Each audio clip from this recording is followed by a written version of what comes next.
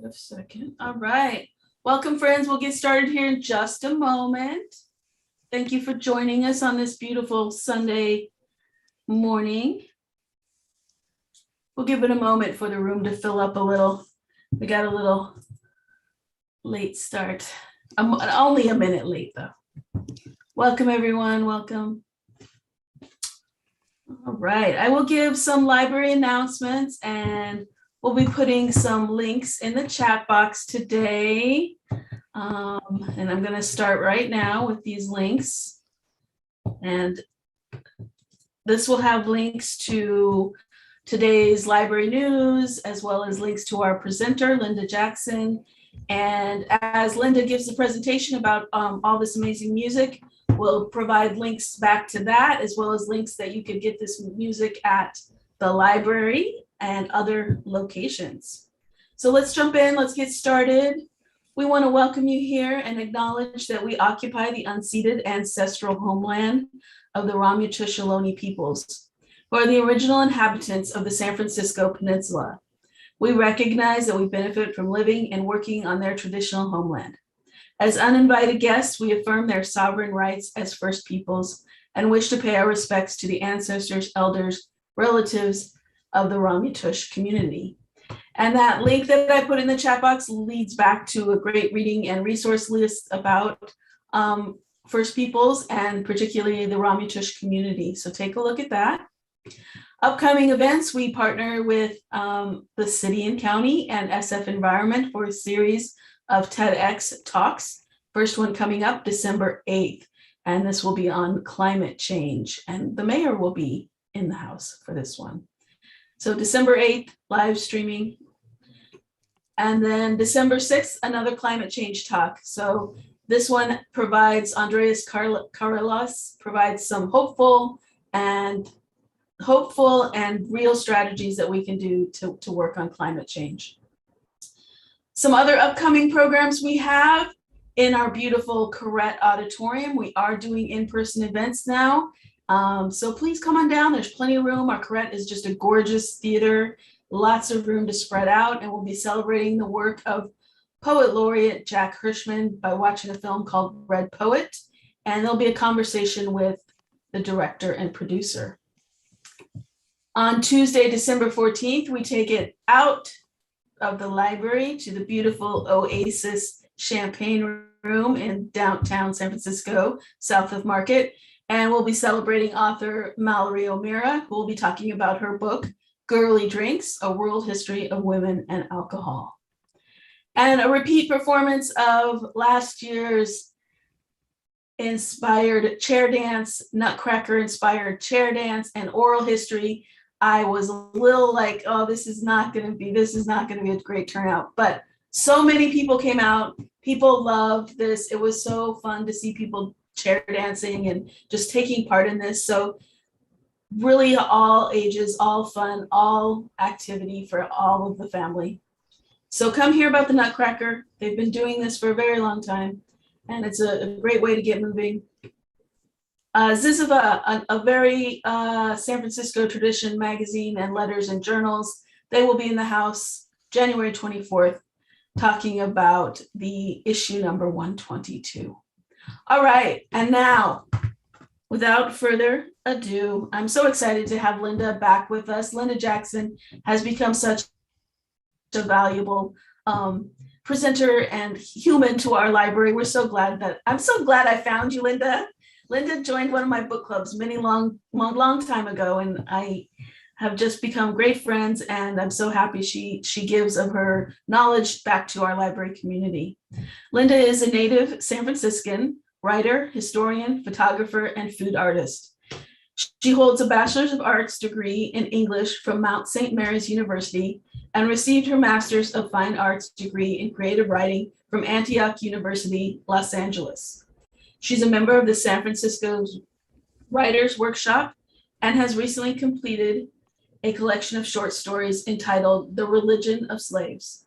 She's now working on her memoir. And again, we're so honored to have her back with us. And without further ado, Linda Jackson, everyone. Thank you so very much. This is wonderful to be here today. And I appreciate everybody turning out. It's a wonderful Sunday morning, even though it is a little nippy, but we are ready to go. And I want to say that doing the research for this project has been absolutely mind-blowing. I've learned so much about my hometown and the people in it and the music that originated in this sacred, hallowed ground. I'm going to start by doing a recap of part one, and then we'll get right into part two, so that if you didn't attend the August presentation, you're not going to miss a thing. So let's begin. This presentation started Linda, originally. we don't see your screen share yet. You don't see my screen share. Okay, let me fix that now. Mm.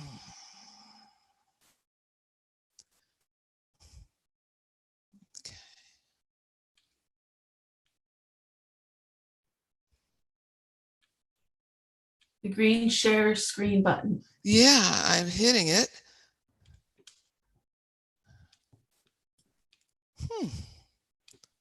I want everybody to know that this was all set up and we were doing just fine. And there we then go, let's there see. we go. Here we go. Here we go. Is it? Okay. There we are. Okay.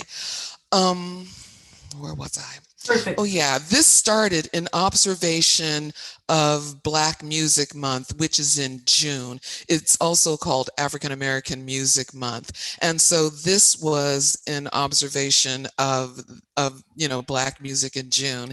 And because of the calendar and because of dates and because of COVID, we actually ended up doing the first part of it in August. And so here we are in December doing part two, but the music is still there, and we observe Black Music Month every day of the year because you can't get away from the music of Africans in America. Okay, here's a recap of part one. This presentation was inspired by my reading a book called Blue Mind by Wallace Nichols. And the premise of this book is that people who live near large bodies of water receive energy from the environment, and it works in terms of emotional stability or helping you to get there, in terms of creativity, in terms of basic calm. And when I think about the effects of water, and having been born and raised in San Francisco and knowing how much being able to see the ocean, to see the bay, what it means to me and the calming effect, I started to consider what it must have been the effect it must have had on a lot of artists here in the San Francisco Bay Area. And so because of the Music Month, I chose to focus specifically on African American artists that come from the San Francisco Bay Area.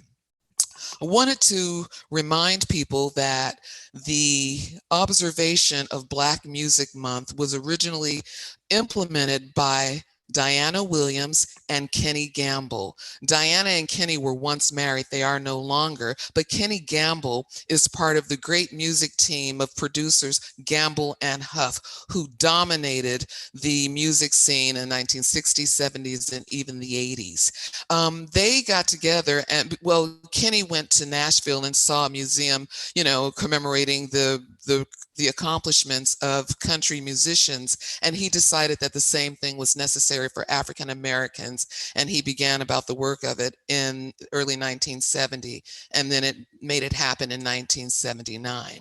Now, although Black Music Month was initiated in 1979 by Jimmy Carter, there was, and listen, no surprise because it is the government, they had a paper malfunction. And even though Jimmy Carter signed the proclamation, it was initiated in 1979. It wasn't signed until the year 2000. And by the year 2009, Barack Obama signed the proclamation to rename it African American Music Appreciation Month. So again, good things happen when Democrats are in the office. Okay, pop and musical theater. Here are three of San Francisco and the Bay Area's best known artists. One is Johnny Mathis, who came to San Francisco from Texas as a little boy. You know, and an interesting thing about Johnny Mathis, there might be people who are younger who have never heard of him, but I'm telling you, Johnny Mathis, as I speak to you right now, has hip hop money. Johnny Mathis's net worth is more than $600 million. And that's really saying something when he came up in the business at the time when opportunities were not always available. And, but he's made quite a name for himself and created such a beautiful body of work. And as a matter of fact, my father took Johnny Mathis's his early publicity pictures, they were taken at Bop City in the late 1950s. Now, I know that on to Carol Channing. I know this is about Black music, and that's why I included Carol Channing, because she, by her own admission, is African American. Well, she came from Seattle when she was a toddler, and she's a graduate of Lowell High School. Incidentally, Johnny Mathis went to Washington. But Carol Channing's mother told her when she graduated from Lowell, I think it was about 1939, her mother told her that her father was in fact a Black man who had been passing for white. And she told Carol to be careful about marrying and having children because she believed in the theories of Darwin, meaning that Carol could possibly have a Black child, which is true. And Carol kept that to herself until she wrote her autobiography. I think it was sometime in the late 1980s, early 90s. And then we have Davide Diggs, who is a native of Oakland and the star of Hamilton. He is a Grammy and a Tony winner, and he was born and raised right in Oakland. I addressed some of the gospel dynasties, and first and foremost are the Hawkins family. Well, is the Hawkins family. So we have Tremaine Hawkins, who was married to Bishop Walter Hawkins. Tremaine is actually a native San Franciscan and still a recording gospel artist to this day. One thing that I really want to say to you all is that everybody that I mention here today, you can find their music on YouTube and Spotify and anywhere else you find your music. But I know everything that I needed to find in order to put this together was right there on YouTube, if it wasn't in my own record collection. So anyway, one of the things about Bishop Walter Hawkins is that even though he came out of a ministry that is known as Church of God in Christ, he had a very open and compassionate interpretation of the written word of scripture.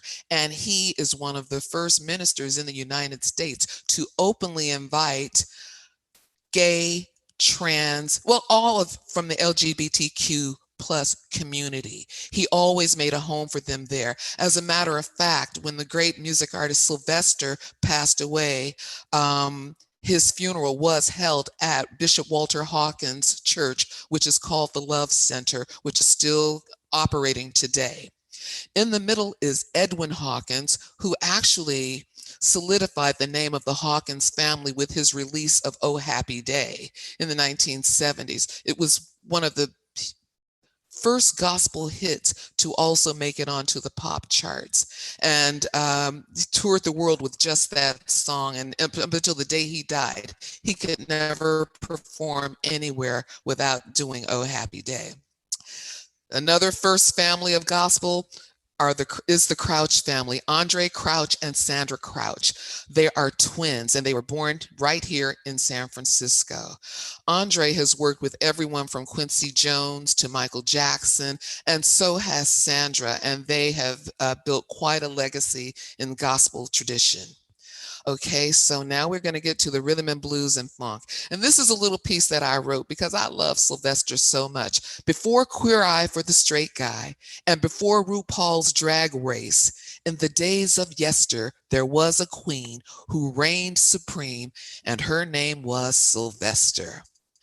I never get enough of Sylvester's music. From the day I first heard his stuff, Mighty Real and With 2 Tons of Fun, he captured the imagination of funk masters and funk imagery around the world. I have several photographs of Sylvester, but I will tell you that if you are in San Francisco, recently there is a new mural of him at the corner of 11th and Harrison. And I have the name of the artist in my notes, but it is absolutely incredible. Don't miss it. Take a look and go see it. Another thing is I was talking to Anissa and Lisa about is that there is right now, currently, a commercial of a Paco Rabanne commercial, which is a men's fragrance. And you have these two young hip people all dressed to the nines and getting in a limousine and doing their thing. And the only thing that I can really pay attention to is the background music, because they are playing Sylvester's Mighty Reel. And while you've got these young, white kids, doing their thing, you got Sylvester wailing in the background like it's church. It is absolutely fantastic. And actually got a bit of a dichotomy for the imagery versus the music. Now, here's my other favorite Sylvester, Sly Stone, who was a radio DJ here in San Francisco before he formed his band, Sly and the Family Stone. I used to talk to Sly on the radio when I was a kid, and he had a keyboard in his studio. So if you had a special event or a birthday, you could call Sly and say, Sly, it's my birthday. And he would do some riff of happy birthday and put your name in it right there in the studio. And it was wonderful. And we were also, he was first on radio KSOL, K-Soul. And then he moved to another radio station, KDIA. And then he moved to Sly and the Family Stone and took the world by storm. Okay, this is Sly and the Family Stone. They were really a wonderful group. We were so proud of them. One of the things that I want to point out about some of these groups that were San Francisco based, you could find them doing concerts in the park. I'll tell you about some other things later, but they were everywhere and they were accessible. I mean, you had a Grateful Dead house, you had a Jefferson Airplane house. You knew where to find these people. I mean, just walking the streets of the Hayden and the Golden Gate Park Panhandle area. It was really a magical, fantastic time to grow up in San Francisco. Another Bay Area girl group, and to me, the original Funky Divas, are the Pointer Sisters, all born and raised in Oakland. One of the things that I like to point out about many of the people that I've already shared information about is that these people are the progeny of African Americans who left the South in the first and the second Great Migrations, getting out of Jim Crow.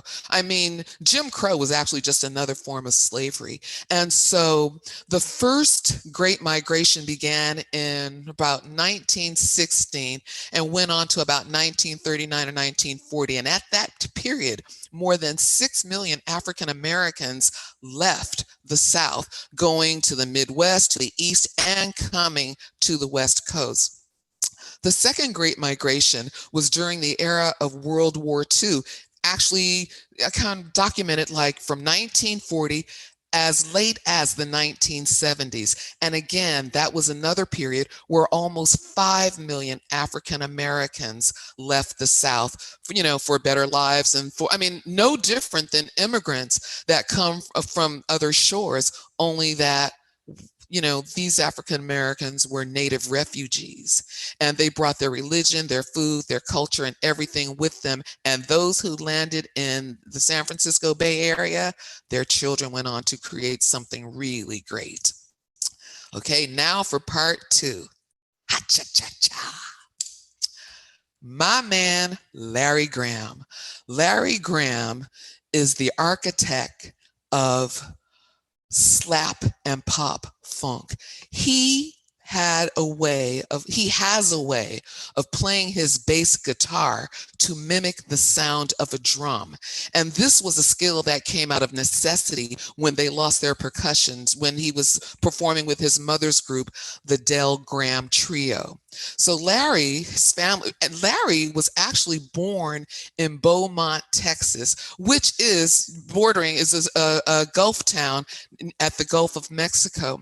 And interestingly enough, Janis Joplin is also from Beaumont, Texas. So what are the odds that these two people came out of Beaumont and really made great names in music? I just think it's really something about it. But then the Gulf of Mexico is also water, but they got out of there and they brought that soul and just dipped it into the bay. And we are forever grateful. Now, this is one of the brightest stars on the horizon right now. Her name is HER, which stands for Having Everything Revealed. Her government name, I'm told, is actually Gabriella Wilson, but she is a 4-time Grammy winner, and she won an Oscar last year for her song Fight for You in Judas and the Black Messiah. Now, Gabriella is from Vallejo, and she is a child prodigy, and she's been playing music from the time she was a little girl. She also comes from a very interesting pedigree. Her grandfather played for the San Francisco 49ers from 1973 to 1983, and his name escapes me right now. It's somewhere in my notes. Her uncle is MC Hammer, and her cousin is the actress Gabrielle Union. So she really comes from quite a pedigree. You know, I'm going to stop right here because I have stuff that I want to tell you about Larry Graham, and I have the tendency to get a little fast and a little excited, but I have to stop myself and go back. One of the things about Larry is that he played with Sly and the Family Stone from 1966 to 1972. But the story about how he and Sly Stone met is really interesting, and another, only in San Francisco story. Larry and his mother were playing a gig at a place in right at the corner of Haight and Ashbury called Relax with Yvonne. It was a little club on the corner of Haight and Ashbury. And there was a woman who was familiar with Sly and the work that he was doing. He was still a DJ at the time, but she saw Larry and his mother doing this gig at Yvonne's, and she encouraged Sly to go and meet with Larry Graham because she knew that Sly was putting a group together. And so they met for the very first time at the corner of Haight and Ashbury in this club, chopped it up. Larry decided to join the band, and then they went on to form Sly and the Family Stone and create. And the thing about it is that Sly, every great artist, particularly those in funk, from Prince to Bootsy Collins, everybody talks about the indelible DNA that Sly Stone put into funk music. And it's interesting too, because of all of the people that Sly has influenced, all of those that have come and gone, and I do mean Michael Jackson and Prince and Whitney Houston, Sly is still around, living in Los Angeles, doing his thing, not in the conventional way that most of us would have any appreciation for, but the fact is he is still here.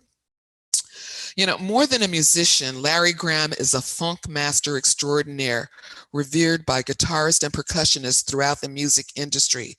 And he is the architect of the slap and pop technique. Like his contemporaries, Sly Stone and Prince, he has imbued American music with his superpower DNA. And so I had to stop and do that, not taking anything away from her. Okay.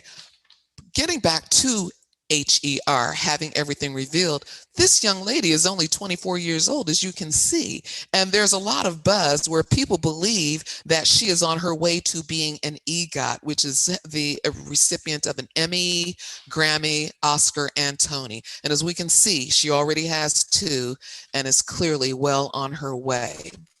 She wears the dark glasses, and there's not really much known about her because she says that she wants people to relate to her through her music as opposed to imagery and all of the things that come along with the kind of stardom that she is experiencing right now.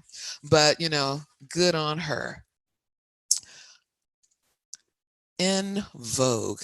Now, these are the girls that are really called the Funky Divas, but you know, I don't take any exception to it, but I would just say that the original Funky Divas were the Pointer Sisters. Interestingly enough, both of these groups were out of Oakland. Now, Cindy Herron, the young lady that you can see that is on the far right, is a native San Franciscan. The others come from other places, and the group was actually formed in Oakland by producers Denzel Foster and Thomas McElroy.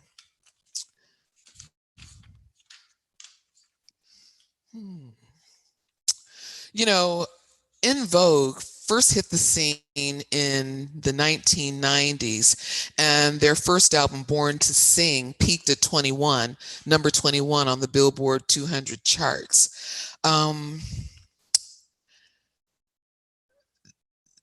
That album sold more than 5 million copies and won an American Music Award. And these ladies, they've received 5 Grammy nominations, but they've never taken the award home. But the acknowledgement has to be enough, and the music is even more. The music is better than any nomination or any statue that anyone can give them. In 1993, they toured Europe with Luther Vandross, and I don't know what happened, but Luther said he would never tour with them again. I guess Luther was the fifth funky diva. So they continue to perform. There have been several iterations of this group over the years, but they continue to perform with 3 instead of 4 members, and they are traveling the world doing foreign and domestic concerts. So these are the Funky Divas. This is Lettucey. Lettucey is a very unique creature, born in New Orleans but raised in Oakland. When she was a child, she performed with the New Orleans Symphony Orchestra, and so she's had music in her DNA for quite some time. You know, I have her in this category, but she actually defies categories because Lettucey she has so many different genres, and she moves effortlessly between them. She does soul music, rhythm and blues, jazz, pop, neo soul, gospel, and she even does musical theater. As a matter of fact, Lettucey had a significant tenure as a cast member in Beach Blanket Babylon. So she's definitely a Bay Area girl. You know, Lettucey has been grinding in the music industry for probably 30 years now. And last year, she received her first Grammy. And this is a picture of it. It's for Best Traditional R&B Performance, her song, Anything for You. And so again, congratulations to her because she has really been grinding for a very long time. My boys, Tower of Power. Down to the nightclub, Bump City. These were the funkiest dudes, you know, some of the funkiest dudes that the Bay Area ever produced. And I like the idea that with them, with Santana, with Sly and the Family Stone, they were a multicultural group. Of course, no women in the group, but that's okay because they were jamming just the same. They've had several lead singers over the years, but their most popular lead singer is a balladeer by Lenny Williams. Now, Lenny Williams is originally from the South, but he is definitely a San Francisco boy. And when he was not singing with the group and touring with the group, he actually worked as a probation officer. So you could find Lenny on stage on Friday and Saturday and Sunday nights, and Monday morning, you could find him at 850 Bryant doing his job.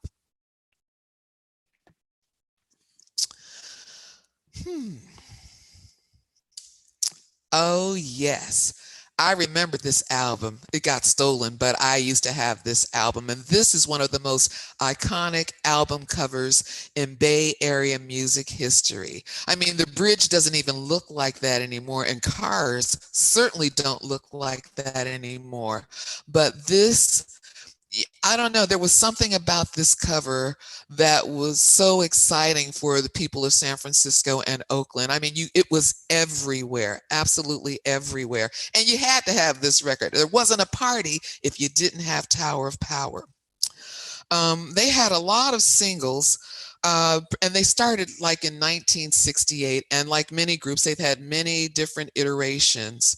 But they do continue to perform. They have a website, and you can go on there and find out where they're performing. A lot of times it's out of the city, but many times they're in the East. I find that they're in the East Bay more than I find them in San Francisco.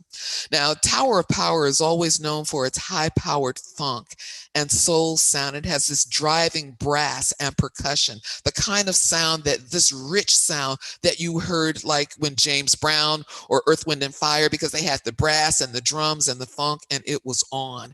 And but they actually moved in different genres as well, and because they've sang and they've performed with Bonnie Raitt, Eric Clapton, Elton John, Huey Lewis, Hart, Santana, Stevie Nicks, and even Paula Abdul, who's not really a singer, but yeah, what are you going to do? Okay. Confunction. Vallejo's own Confunction. These guys met. The group was formed by two guys, Louis McCall and Michael Cooper, who met in high school at Vallejo High School. They put the band together in the 1970s and actually ended up having to leave the Bay Area because they were hired by Stax Records to play as a backup band for one of the contracted groups there.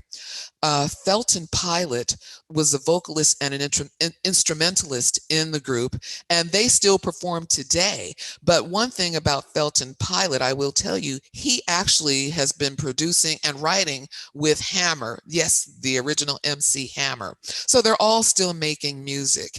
Let me see, what can I tell you about them? Okay.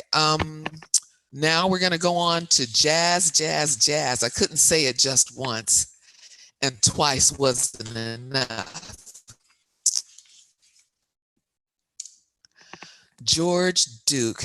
This, again, is another funk master. He was born in San Rafael and raised in Marin City, and he graduated from Tamalpais High School. This is and one of the things that I want to point out about all of these different genres that I'm going to be talking about, that I've begun, many of these people were not just performers who decided that they wanted to go into music and taught themselves how to play an instrument. Many of them had formal classical educations. Letticy, her, a lot of them did, and educated, and professors and teachers of music as well. George Duke received his bachelor's degree from the San Francisco Conservatory of Music in trombone and composition, and then he got his master's degree from San Francisco State in 1975. You know, he started his career as a classical musician, but he has an uncle who was a great musician by the name of Charles Burrell. Charles Burrell is a jazz performer, and even though he played classical music, and Charles Burrell was also a music professor, he encouraged his nephew to switch to jazz because he would be allowed more improvisational license and creativity. And so that's what George did. And so he ended up, and so while he was honing his skills as a jazz artist, he taught jazz and American culture at Merritt College right there in Oakland.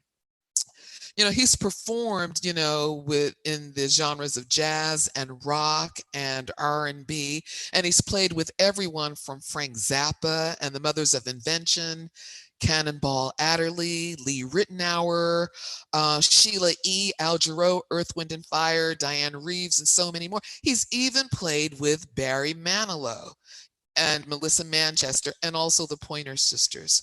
So he had his biggest hit in 1978 called Reach for It. And I'm telling you, you cannot listen to this song without getting up on your feet, because tapping your feet will not be enough. And it makes you, and it's so cool, it will make you feel cool too. It'll make you hip, it'll make you chip, it'll put a finger in your dip. It is so incredible. So go on to, if you want to feel cool today, go on to YouTube or Spotify and pull up Reach for It and let me know what it does for you. Mary Stallings. Mary Stallings, 82 years old, native San Franciscan, grew up in Laurel Heights, started singing in the church choir at First AME, which is right there at 2159 Golden Gate, still there today. Now, she made her bones as a young teenager performing in the Hungry Eye, the Purple Onion, and the El Matador. These are like North Beach clubs that were very popular. The Hungry Eye and the Purple Onion are places where you could find Mort Saul, Lenny Bruce, Bill Cosby, Phyllis Diller. You know, it was really, really a very trendy place, very artsy, very avant-garde, and she was a part of that movement. She wound up working with Dizzy Gillespie and Earl Hines and Wes Montgomery, but Dizzy Gillespie, discovered her right here in San Francisco when he was playing and offered her a gig and got her career off and going. Mary is a jazz stylist. And this is the thing that I love about jazz, because you can give 5 jazz singers the same song and get a different iteration every time. And Mary Stallings is one of those. And I'm telling you, this is her as she looks today. She's 82 years old and counting and can sing. Her voice is better. It's like as smooth as Napoleon brandy. And so if you want to just get a snippet of what this woman can do, see, if you listen to one song, you're going to have to listen to more, because she will not let you go. I am particularly fond of her rendition of Black Coffee and Lucky So-and-So, but she's very familiar and has done a lot of work with the Great American Songbook and a lot of other forms. And so if you like good jazz and if you like a good voice, you will be totally captivated and delighted by Mary Stallings. And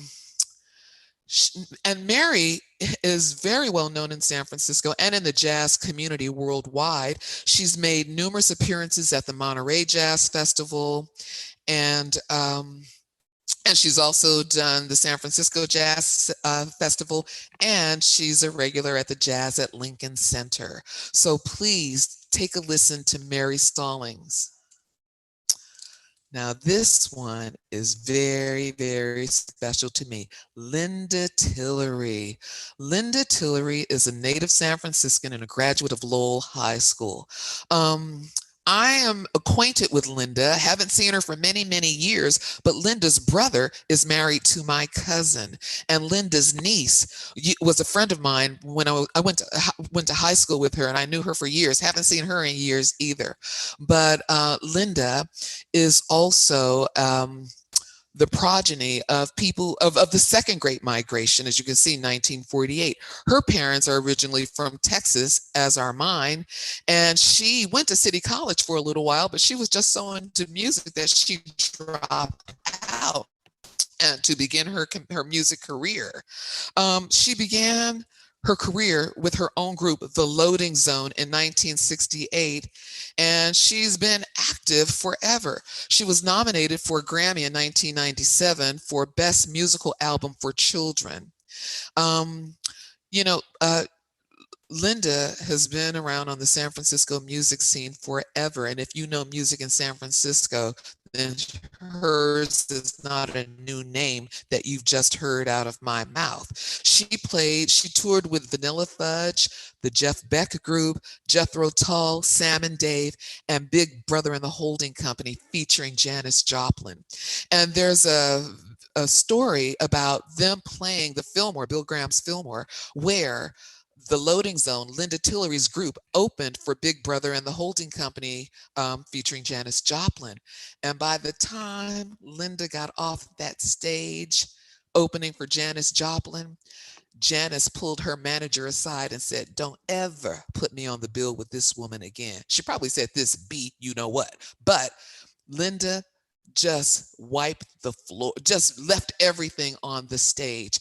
And actually it was, probably a little, upsetting and unsettling for Janis Joplin. And you think, well, how could Janis Joplin be intimidated by somebody? This is the girl that intimidated Janis Joplin.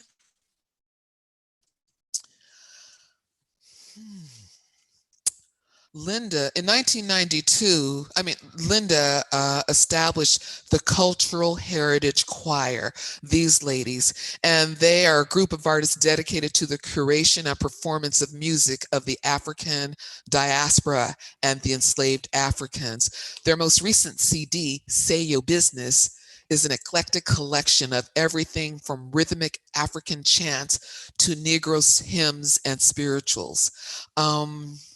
If you ever get a chance to see Linda Tillery, don't miss it. She is an extraordinary artist and performer. I imagine that if you put a slide of her blood under a microscope, you would see little musical notes floating around in there, because she embodies music and has for over 60 years. This lady, this is a very, very special lady, Miss Memory Midget. And see, I see a typo in there. Don't hate me. Her mother is from Alabama, and her father was from Tennessee, and she is part of the first migration, as she was born in 1920. She went to the Conservatory of Music, and she was always very much about academics. She's an academician. Well, she passed away in 2013. She moved to San Francisco in the 1950s and was an opening act for, Louis Armstrong and Count Basie at the Downbeat and the Black Hawk nightclubs, which were in the Fillmore of San Francisco. Memory Midget was discovered. Let me just read to you what I have here about her. She performed it was in Downbeat. This is the club in the Fillmore where she was introduced to Billie Holiday. Billie Holiday came to San Francisco quite a bit. I actually have pictures that my father took of Billie Holiday taken at Bop City, right here in San Francisco at Post and Fillmore. So Memory was playing, and Billie Holiday came in and listened to her play and invited her to join her on tour. So from 1954 to 1955, Memory Midget was the pianist for Billie Holiday's band, and she was actually at Billie Holiday's concert at Carnegie Hall. Now, Memory was classically trained and always wanted to play at Carnegie Hall, but she never thought that she'd be playing jazz at Carnegie Hall, but she was just glad to be there. She was an interesting person because in 1965, she had an automobile accident. And I think that she decided that she couldn't, perform anymore because it takes quite a bit. And so she went back to school and earned a bachelor's degree in psychology from USF. And then she went on to earn a master's degree in public health from UC Berkeley. She taught high school at Skyline College and at at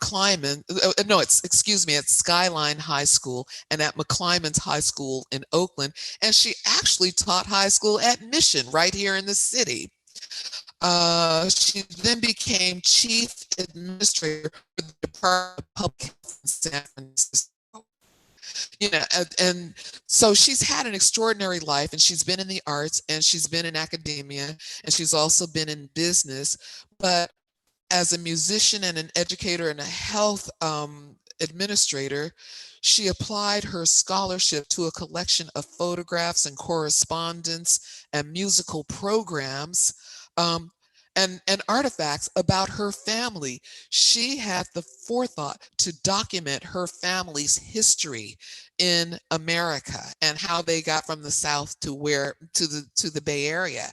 And that entire collection is accessible to you right now at the Oakland Public Library. Yay for libraries. I love libraries and librarians. So you want to find out more about Memory Midget, there's a whole slew of information waiting for you. Mr. John Handy, the saxophonist, again, another Texas transplant who made his way to San Francisco. John Handy actually was mentored by Charlie Mingus when he was in his early 20s. And during the 1960s, John Handy had several of his own bands that he took on tour. He toured domestically and internationally. He graduated from McClymonds High School and studied music at San Francisco State. But this was in the 1950s, and he ended up having to go to war. He was in the Korean War, which interrupted his education, but he came back and completed his degree in 1958. He was a professor of music, history, and performance and taught at San Francisco State University for decades. But he also taught at Stanford, UC Berkeley, and the San Francisco Conservatory of Music. John Handy is a consummate musician, but if you're going on YouTube and you want to hear his seminal work, and I call it seminal because it is his most popular work, it's called Hard Work. And again, it's funky, it is classy, bluesy, it is everything that makes you feel good. So if you want to hear a sampling of John Handy, go on to Spotify or your favorite music outlet and Google and put in Hard Work and listen to that saxophone. Let it take you away. Rap and hip hop. Not necessarily my milieu, but some really, really interesting people here. Okay. Paris. Oscar Jackson Jr. Now, when I learned that his name was Oscar Jackson, I always think whenever I hear somebody named Jackson, are they related to me? And you might think, well, that's really, a shot in the dark, but not so, because my grandfather, Jackson, was one of 16. My father was one of 13. And in the generation of my grandfather, he had two brothers who had to leave the South very, very quickly because, well, they killed a couple of white people. They were sharecroppers, and one is said to have killed a white man with an axe. Another one was said to have killed a white man with a garden hoe. I mean, I guess that's what was handy, right? And So I said all of that to say that they had to leave the South. And one of my great uncles didn't come back to the South for over 60 years because he was afraid that he could still be prosecuted. And had they known he was there, they may have done that. But I've had relatives that have spread out all over the country and the world. And we have stories. I come from a huge family, obviously.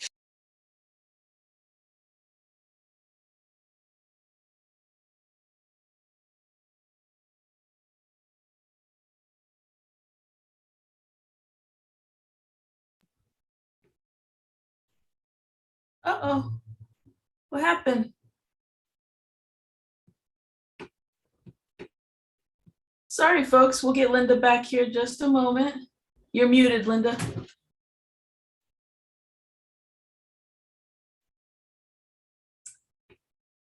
Okay, I'm not on mute. You just need to share your screen again. I don't know what, we had a little hiccup. I don't know what happened. I didn't touch a thing. You were on a roll, though. Okay, are we back? I don't see your screen yet. You don't see my screen. Okay, because it's giving to me like it's back. And I see Lisa's on mute. I don't. There we go. That's what I get for talking about killing white folks. I don't think so. No, just a joke, just a joke. You know, I did stand-up comedy for years. Don't be offended, people. Don't be offended. Okay. We're back. Do you see my screen now? We're good. Okay, good. Okay, good. So this is what I was talking about, Oscar Jackson. So it's a very, very large, and then he grew up in the Fillmore. He is a native San Franciscan, and he grew up in the Fillmore. And so it's not out of the realm of possibilities that he could be a relative of mine. But this is a young man who is, to me, he is a gentleman and a scholar. You know, his music is very politicized, and he is an activist. And he has several other monikers. You know, in the hip hop world, they give you several different names. So one of his names is Gat Turner, which is a take on meaning a gun, because Paris believes in the philosophy of the Black Panther Party. He is also called the Black Panther of hip hop, and that is one of his logos on his music label. But he's very, very highly respected in the community, in the hip hop community, particularly in the Bay Area. He's a graduate of UC Davis, and he has a bachelor's degree in economics, which he received in 1990, and the same year that his first album, The Devil Made Me Do It, was released. In the 1990s, Paris found himself at odds with his music label because of the content of his music and some of his incendiary album covers, the album art. And so he was always fighting with music labels and changing labels until he just decided to start his own label, which he founded in 1992, called Scarface Records. Okay. As the 90s drew to a close, Paris retired from the music industry and began work as a stockbroker. You don't find many in hip hop getting out of, hip hop and going into Wall Street or to the financial district. And that's what he did, because he had a degree in economics and he knew a little bit about, business and money, given his experience. And so, but in 2003, he came back to music and released an album called Sonic Jihad. And it had a provocative cover on the album of an airplane flying into the White House, very reminiscent of the planes flying into the World Trade Center buildings. Paris, in much of his work, there are indictments on racism and crime and police brutality and, immigration. And he addresses all of these issues in his music, which doesn't really necessarily make him a darling of, conservative politicians. Let me see. Oh, yeah. one of the things, Paris was really, really upset at the emergence of Donald Trump into the White House. And in his album, Sonic Jihad, he did a song, well, a rap about his displeasure with Donald Trump. Let me see. Well, why is it happening? I don't know. I'm not getting, my presentation is not responding. Boy, do I have a good one for you. I see your little cursor on the screen. You can try your arrow buttons too, Linda. Let's see. I don't see them. No, let's see. Should I hit new share again? Should I try sharing it again? We still see Paris up there. Yeah, okay, let's see. I can't get the program to progress. I don't know what's going on here. Yeah, you can just stop share and share again. That should help. Okay, just stop share and then share again. Alrighty. Yeah. I thank you all for being patient with me. Yeah, I think it was that little hiccup that we had that. Okay. Okay. Still not happening. I wonder what's going on. You are screen sharing live. I'm going to try to stop the share one more time. Okay. Or do I need to go out of the presentation and come back in again? It's just not progressing forward? Is that what's No, happening? it's not. I mean, because, I hit my space bar so that I can go to the next slide. And for some reason, it's not happening. And I didn't touch anything again. I'm going to try to stop the share and then try to share again. Okay.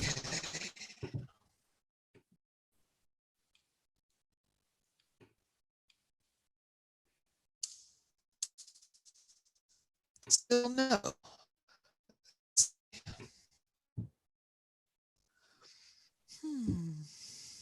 Weird. Oh, I see your little arrows there, though. Okay, so what can I? If you hover on your presentation, okay. Hover on what? You just stopped sharing again. It did. Let me try. Okay. Let me see.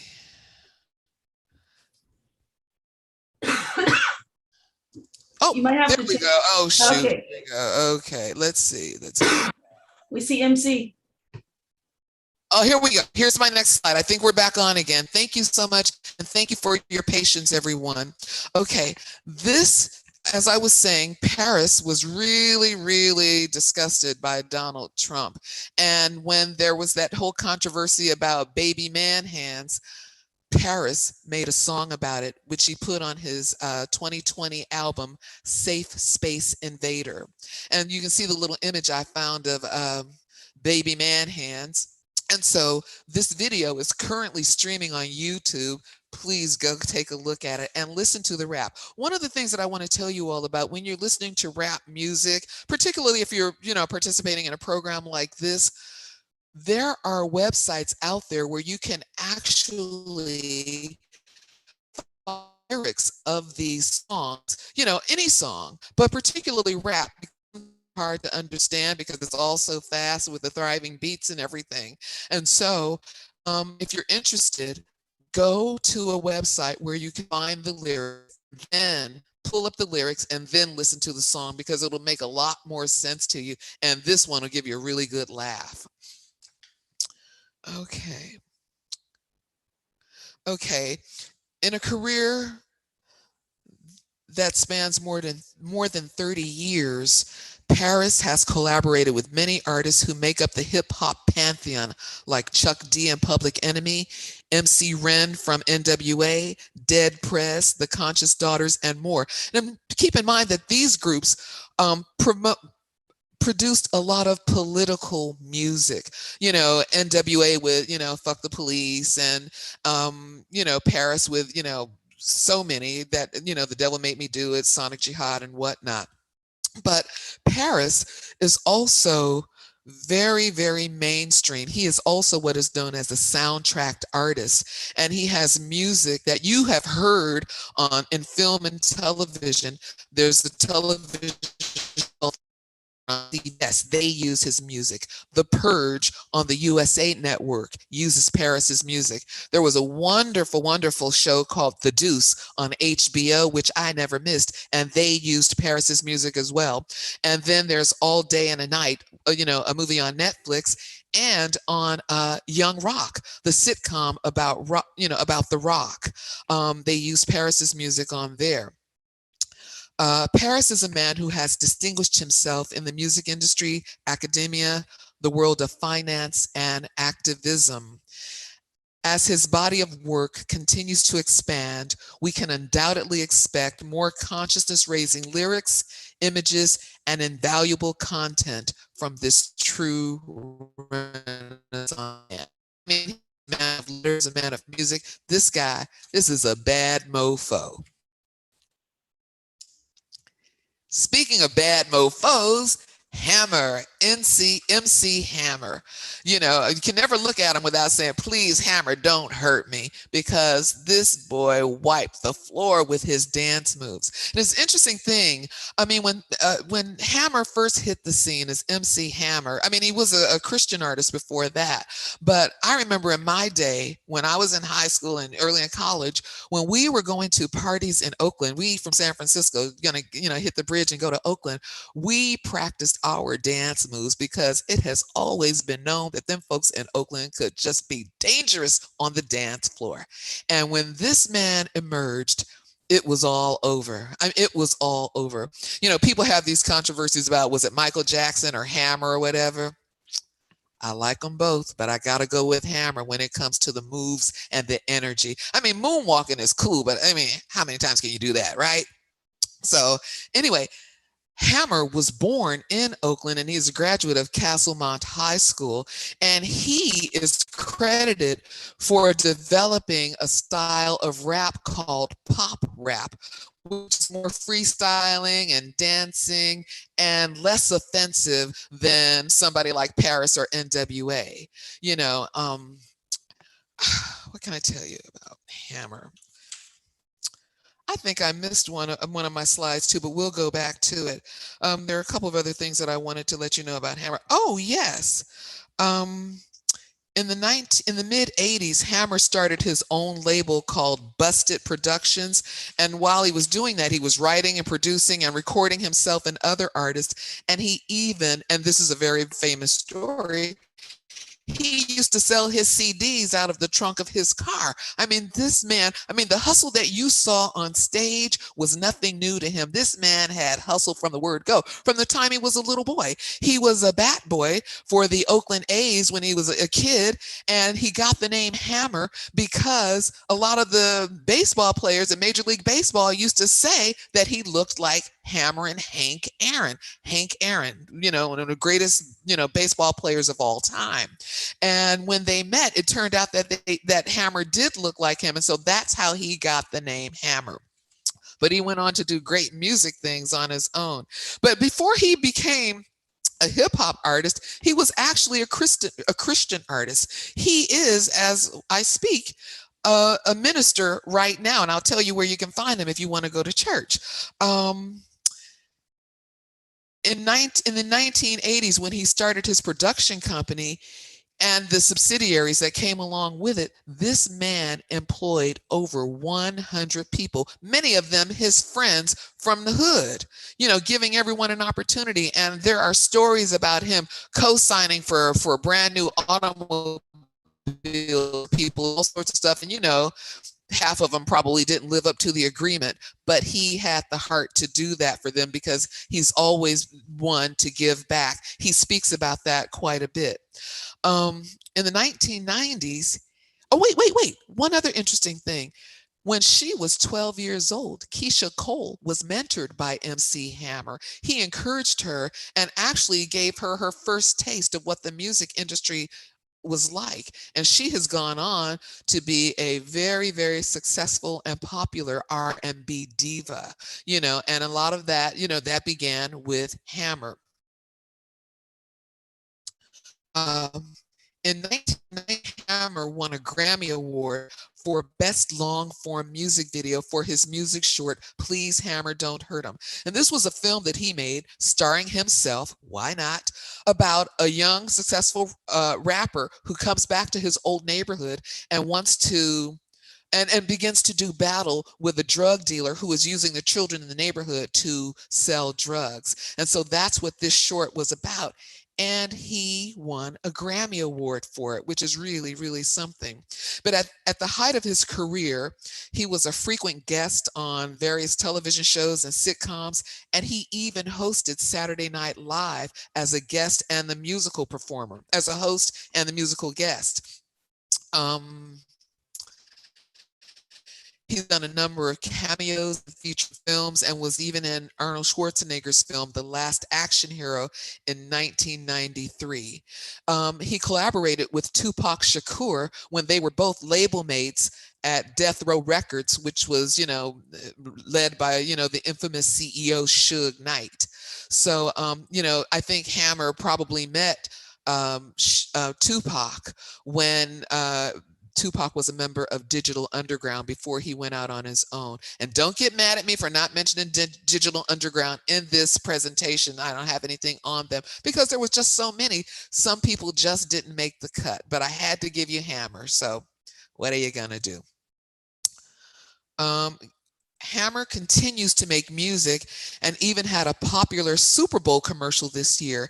He currently serves as a preacher at the Jubilee Christian Center in San Jose, California, where he leads hip-hop gospel service and prayer every Sunday night at 6 o'clock. So you've got time to San Jose to see MC Hammer and get a little taste of the spirit. Hyphy. Hyphy is genre of hip hop. Hyphy was born in East Oakland. It is indigenous to the San Francisco Bay Area, like a lot of music subgenres are. It's flamboyant, it's wild, it's dance, it's sideshows, and it's music. And it's very, very, to me, when I'm doing the research on this, everything that I found about Hyphy says to me that it is just simply about buck wild freedom, just out there doing whatever they feel in a moment, which would be good, but could also be dangerous. But anyway, that's Hyphy, and it is indigenous to the San Francisco Bay Area. This is Mr. Mr. F-A-B, Petey Cox. He is a native of Oakland, and he is one of the architects of Hyphy. Now, I knew Petey when he was a little boy. I was acquainted with his mother when she was raising him over in North Oakland. And I haven't seen him in years, since he was a little boy. But he is more than just a rapper. He is an activist. I saw something on the news last week where he's doing holiday giveaways to support his community. But he is very much an activist and very, very well respected in the hip hop community and over in the East Bay and Sacramento and in the other regions of Northern California. I'm glad to see that he's so successful and happy. E40, who is another very, very popular hip hop artist, born and raised in Vallejo. He is another architect of Hyphy, and he is the one who helped me to understand the true definition of what Hyphy is. And you can actually find him talking about it on YouTube or any place else. All you have to do is just Google E40, and everything you want to know about him will come up. This is Mac Dre. And as you can see, he is no longer with us. He, again, is another of the architects of Hyphy. And he was also very much a performer and a writer of gangster rap. And he was also a record producer, born and raised right in Oakland, California. May he rest in peace. But he has made an indelible impression upon music in the hip hop community. He will never be forgotten. This is Saweetie, Diamante, Quavia, Valentin, Harper. She is one of the new up and coming hip hop artists, and she appears to be a force to be reckoned with. She is born and raised in Santa Clara, California, and she attended San Diego State, but she received her degree in communications and business from the University of Southern California. Again, not just your typical hip hop artist. She is a rapper and a singer-songwriter, and it's her grandfather, Willie Harper, who was a linebacker with the San Francisco 49ers. And MC Hammer, interestingly enough, is her uncle. Did I lose you all again? Well, anyway. We lost your screen. Oh, okay. I don't know what, let's see. Here we are. Okay. Saweetie began her career by posting mini raps on Instagram, and by 2018, she debuted her first single, an extended play called High Maintenance. Her second album, Icy, contained her first top 40 single, My Type. In 2021, she had 2 top 20 singles, Tap In and Best Friends. She continues to build her brand and career, and she has already garnered nominations for an MTV Music Award, a People's Choice Award, a BET Award, and the Billboard Music Awards. So that is Saweetie, another one. So again, there we are. That's my presentation talking about the music of the San Francisco Bay Area. Are we still on? We're still here. Okay, great. Are there any questions? Questions? Let's see. Okay. I just want to put out there too, man, that was so wonderful, Linda, very thorough. We could probably have a part 3, honestly. But we have a wonderful service at the library called Hoopla Digital. And all of this music is on there with your library card. You could be listening to music right now. And all of these people were on there. So check out Hoopla Digital, and I will put it in the chat one more time. But does anyone have questions today for Linda? That was so wonderful. Thank you, Linda. Thank you. Okay, let's see. Nope. We did have some tech issues. We apologize about that. Welcome to I know you lose people when you get tech issues. Zoom world. We do have a hand raised.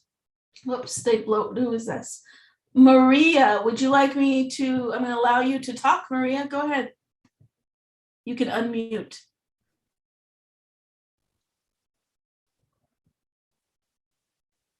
But you also don't have to if you accidentally raised your hand.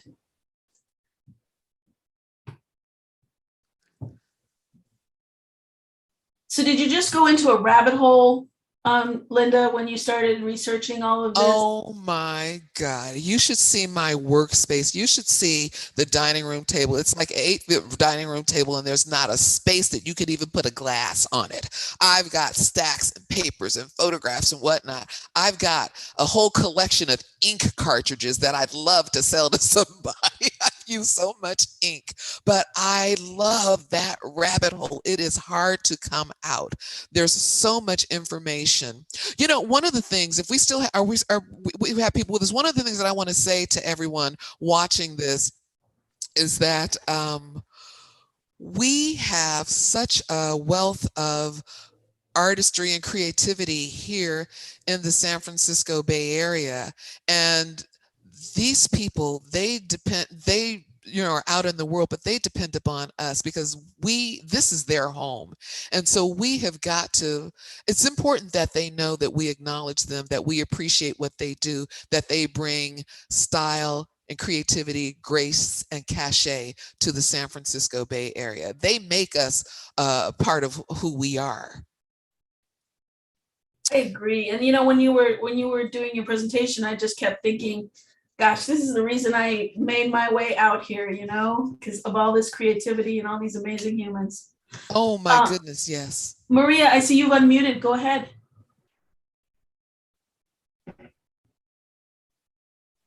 Maria. No? You can also put your question in chat if you want, Maria.